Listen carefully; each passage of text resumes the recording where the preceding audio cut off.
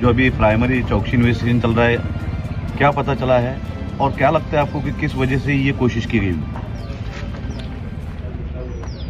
बहुत थकान की वजह से गहरी नींद में थे हम सब, और जिस वक्त ये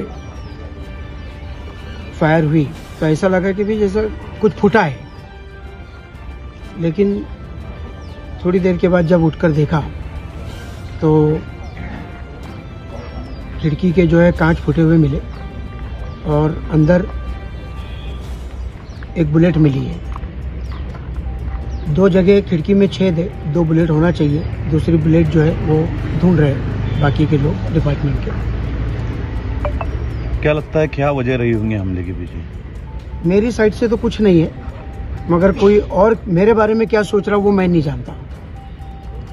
हम इलेक्शन को इलेक्शन के हिसाब से ही लड़ते।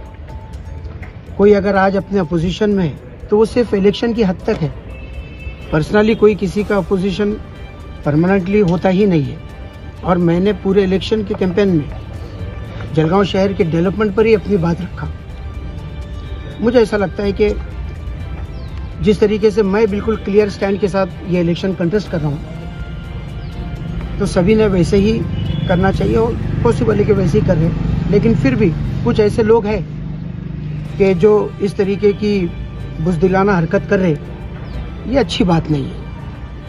क्या करेंगे आप? अभी इलेक्शन के प्रचार का आखिरी दिन है तो क्या प्रचार रोक देंगे, या महागारी के लिए आपके कुछ लोग प्रयास कर रहे हैं उसमें आप पीछे हट जाएंगे? नहीं, पीछे हटने का तो सवाल ही नहीं। अगर पीछे हटने का सवाल होता था तो 3 तारीख को या 4 तारीख को जो अपना फॉर्म वापस लेने का आखिरी दिन था, उसी वक्त अपन फॉर्म वापस ले लेते थे। इलेक्शन डट कर लड़ेंगे, आज का आखिरी दिन है। ये जो फायरिंग हुई, ये फायरिंग अपने हौसलों को नहीं रोक सकती, उसको कमजोर नहीं कर सकती।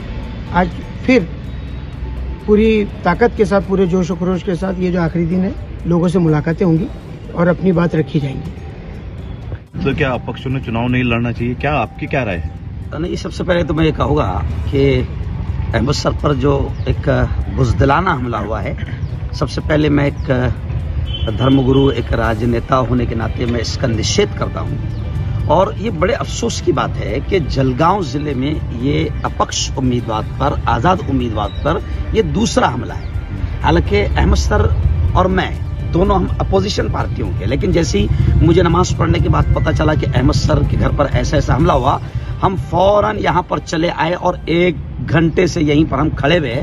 मकसद सिर्फ हमारा ये है कि एसपी साहब आए, पुलिस के तमाम अधिकारी आए, हम उनसे बात करें और इसके निषेध के साथ साथ कड़ी कार्रवाई की हम मांग करें। हमें खुशी है हमारे इलाके के पीआई निकम साहब, हमारे गाविद साहब, ऐसे एसपी साहब, पूरा डिपार्टमेंट यहाँ पर आया, इस बात पर हमें खुशी है। लेकिन अब हम उम्मीद करते हैं डिपार्टमेंट से कि आज ही इस मामले को सामने आ जाना चाहिए। जो भी आरोपी है उसका जो भी मकसद है, डराने का, खौफ का, धमकाने का, वो सारी चीजें सामने आना चाहिए। और हमारा मेहरून इलाका बड़ा अमन वाला इलाका है, शांतिप्रिय इलाका है। यहाँ पर ऐसी घटना हुई है, इससे हमें बड़ा अफसोस भी हो रहा है और दुख भी हो रहा है इसका।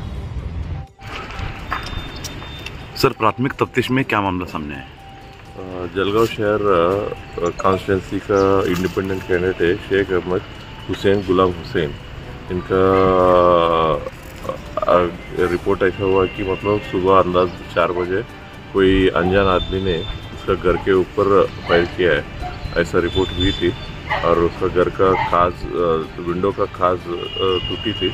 फिर इसके वजह से उनको पता चला ऐसे उसके घर के ऊपर फायर हुए। पुलिस को रिपोर्ट करने के बाद पुलिस यहाँ पे आई, सीसीटीवी फुटेज और बाकी हमें तपास चल रहा है। प्राइमा फेसी कितने राउंड फायर हुए, कुछ idea? Prima facie 3 round fire किया है ऐसा पता चला और बाकी इन्वेस्टिगेशन चल रहा है।